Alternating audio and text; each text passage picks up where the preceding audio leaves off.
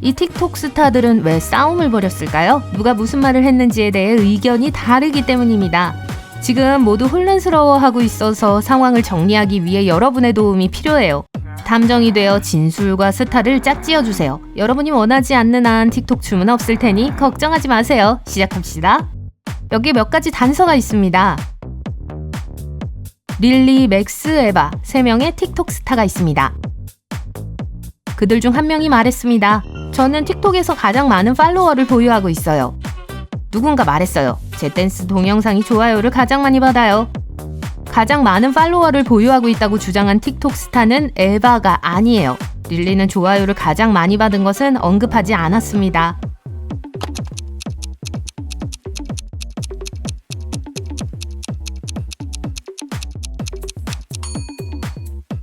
주어진 단서를 분석하여 어떤 틱톡 스타가 각 발언을 했는지 알아봅시다.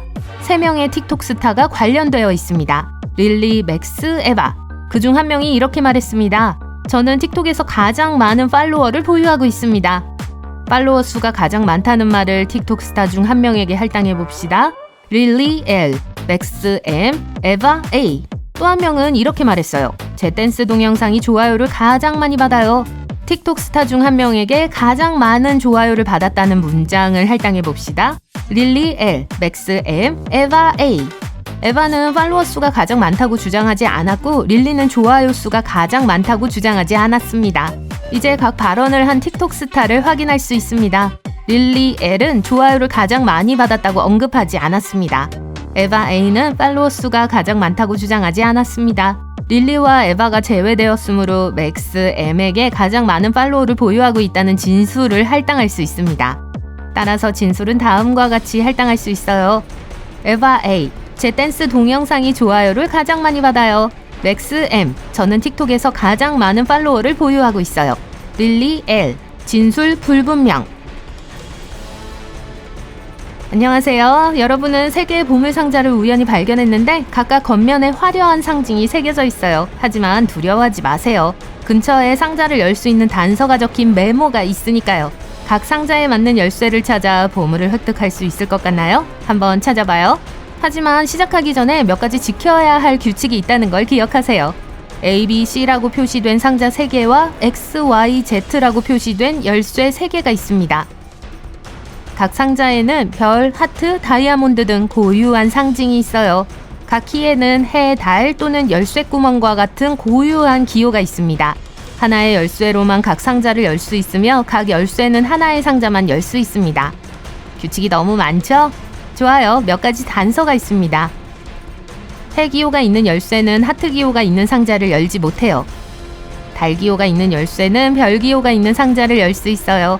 열쇠 구멍 기호가 있는 열쇠로는 다이아몬드 기호가 있는 상자를 열 수 없습니다.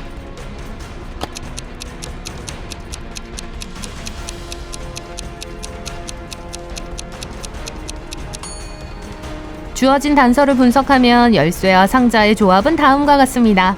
해 기호가 있는 열쇠는 하트 기호가 있는 상자를 열지 못합니다. 따라서 열쇠 X가 상자 B를 열 가능성은 없어요. 달 기호가 있는 열쇠는 별 기호가 있는 상자를 열어요. 달 열쇠는 별 상자를 열 수 있으므로 Y 열쇠가 상자 A를 열 수 있다는 것을 추론할 수 있어요. 열쇠 구멍 기호가 있는 열쇠는 다이아몬드 기호가 있는 상자를 열 수 없습니다. 열쇠 구멍 기호가 있는 열쇠로는 상자 C를 열 수 없으므로 남은 유일한 열쇠인 열쇠 Z로 상자 C를 열 수 있을 거예요. 이러한 추론을 통해 다음과 같이 열쇠와 상자의 매칭을 추측할 수 있습니다. 열쇠 X는 상자 C, 열쇠 Y는 상자 A, 열쇠 Z는 상자 B. 옛날 옛적에 한 부유한 부인이 자신의 막대한 재산을 4명의 자녀에게 유산으로 물려주었습니다. 에이미, 벤, 클레어, 데이비드. 하지만 잠깐만요. 문제가 있어요. 인생은 불공평하기 때문에 자녀마다 각기 다른 액수의 돈을 받게 됐어요. 미안하지만 어쩔 수 없네요.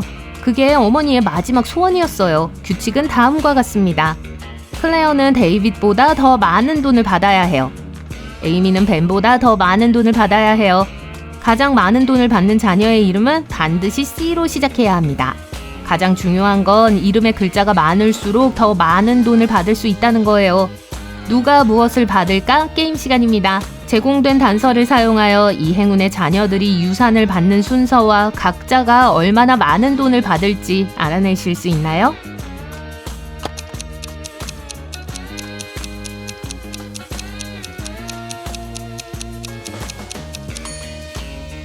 주어진 조건에 따라 운이 좋은 클레어가 가장 많은 돈을 받을 것이라고 추론할 수 있어요.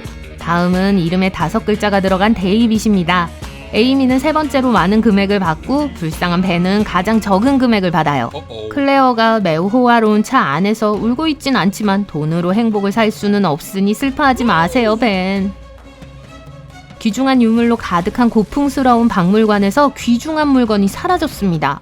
큐레이터는 수수께끼를 풀기 위해 유명한 탐정을 부릅니다. 탐정이 알고 있는 건 다음과 같아요.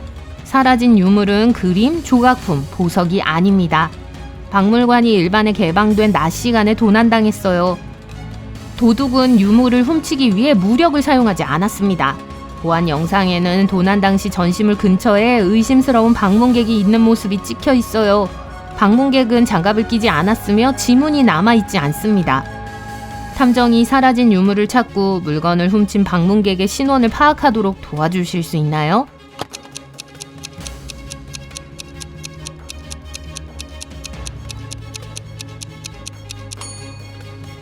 사라진 유물은 희귀하고 귀중한 고대 동전입니다. 단서를 주의 깊게 살펴본 탐정은 도둑이 교묘하게 주의를 분산시킨다는 사실을 알아채요. 수상한 방문객은 마술을 전문으로 하는 전문 마술사입니다. 마술사는 물리적으로 동전을 가져가는 대신 자신의 기술을 이용해 교묘한 트릭을 선보였죠. 그는 동전을 가져가는 척하다가 재빨리 주머니에서 비슷한 모양의 위조 동전으로 바꿔치기 했어요. 탐정은 진짜 유물이 아직 박물관에 남아있으며 눈에 잘 띄지 않게 숨겨져 있다고 추리했습니다. 전시물을 살펴본 탐정은 진품 동전이 여전히 전시되어 있지만 마술사가 방문하는 동안 동일한 위조 동전으로 바뀐 걸 발견해요. 탐정은 전시회에 남아있는 동전을 자세히 살펴보다가 무게와 디자인에서 진품과 위조 동전을 구분할 수 있는 미묘한 차이를 발견해요.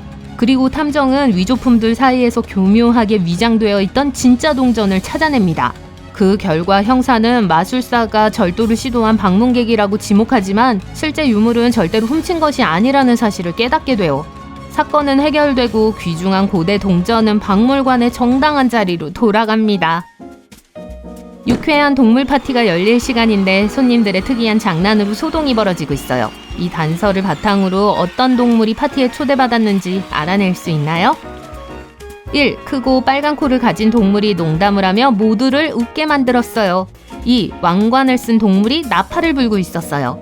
3. 줄무늬가 있는 동물이 알록달록한 공을 저글링하고 있었어요. 4. 긴 코를 가진 동물이 맛있는 아이스크림을 제공하고 있었어요.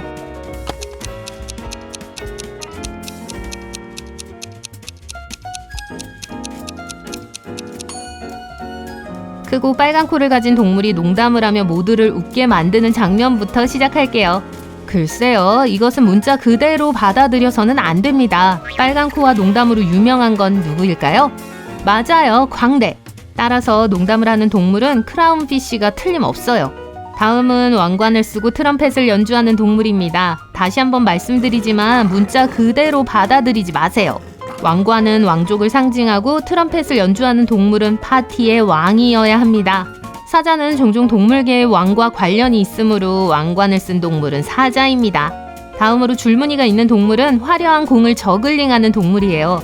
줄무늬는 얼룩말의 특징이며 저글링에 적합한 민첩한 발굽을 가지고 있습니다.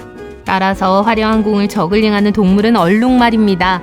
마지막으로 맛있는 아이스크림을 제공하는 긴 코를 가진 동물입니다. 코가 긴 동물은 코끼리가 유일하며 4번째 손님입니다.